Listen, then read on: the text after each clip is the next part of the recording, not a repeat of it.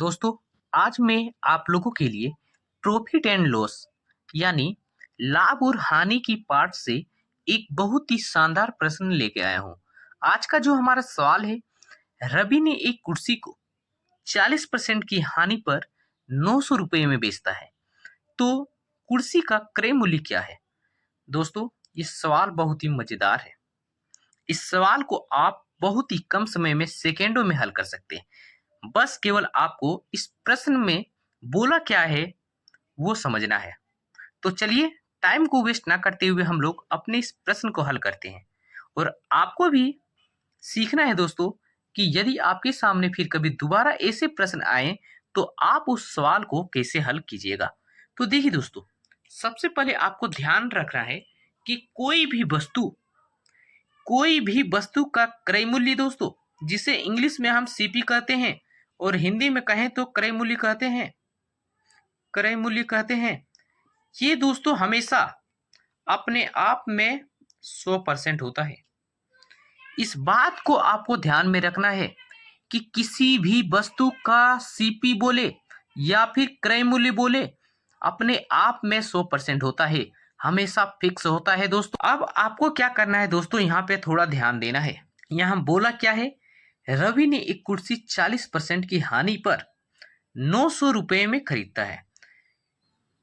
हानि कितना है दोस्तों? 40%। लेकिन जो वस्तु है दोस्तों, हमारा कुर्सी, इसका क्रय मूल्य अपने आप में कितना है दोस्तों? 100%।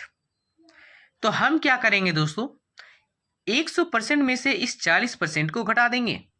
क्या करेंगे? 100% में से इस 40% को घटा देंगे, तो बराबर हमारा हो जाएगा कितना? 60%।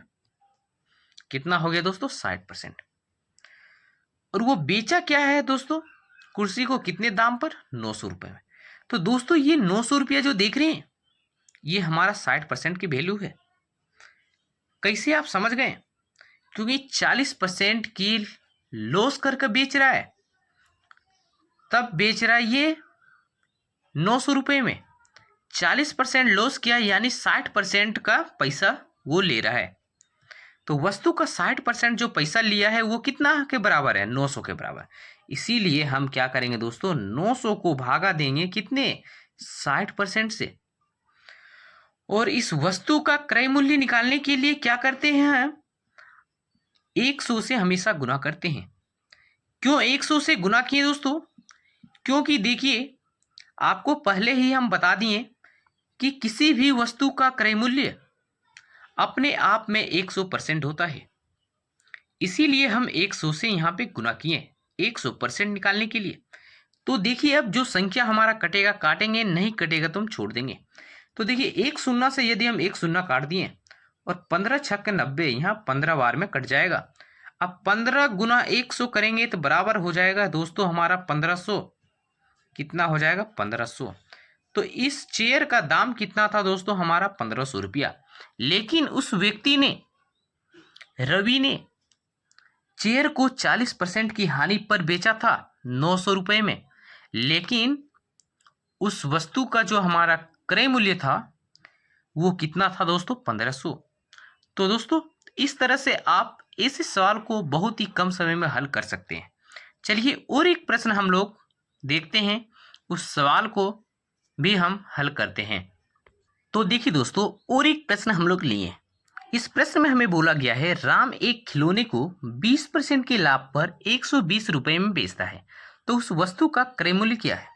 तो देखिए दोस्तों, आपको पहले ही बताएं कि कोई भी वस्तु हो, उस वस्तु का क्रय मूल्य अपने आप में कितना होता है? 100%। यानी यहाँ जो खिलौने हैं, खिलौने का क्रय मूल्य कितना मानना है हमें? 100 रुपया। तो हम लिखते हैं यहाँ पे, खिलौने का क्रय मूल्य बराबर 100%। ठीक है। अब आपको क्या बोले दोस्तों, आपको यहाँ पे प्रश्न में यदि लाभ बोला गया है तो इस 100% में उस लाभ परसेंट को जोड़ देना है। और यदि आपको प्रश्न में हानि बोला है तो इस 100% में से उस हानि परसेंट को घटा देना है। तो हमें इस प्रश्न में लाभ बोला है, वो भी कितने का? 20% का। तो 100 में यदि हम 20% यदि जोड़ दें तो कितना हो जाएगा? ये 120%। और 120% का वैल्यू दिया गया है दोस्तों 120। 120 जो है दोस्तों ये किसका वैल्यू है? 120% का। कैसे? देखिए, बोला क्या है, राम ने एक खिलौने को 20% के लाभ पर 120 रुपए में बेचता है। यानी 120 रुपए में जो बेचा है ये क्या है?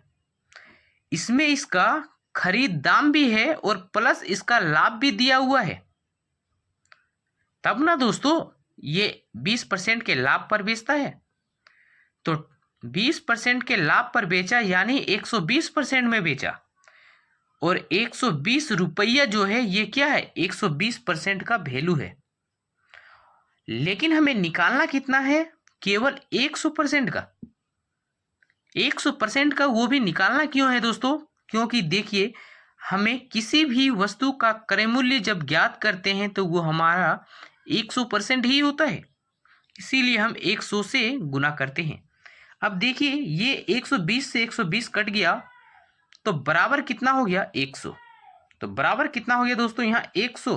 तो 100 ये क्या है? वस्तु का क्रय मूल्य है। क्या है? वस्तु का क्रय मूल्य। यहाँ पे परसेंटेज का चिन्ह हटा देते हैं। क्यों हटा दिए? कि परसेंटेज से परसेंटेज ये कट गया, समझे? तो खिलौने का जो क्रय मूल्य हुआ दोस्तों, यहाँ पे लिखते हैं खिलौने का सीपी कॉस्ट प्राइस बराबर कितना हुआ? 100। तो इस तरह से दोस्तों आप बहुत ही कम समय में ऐसे सवाल को हल कर सकते हैं।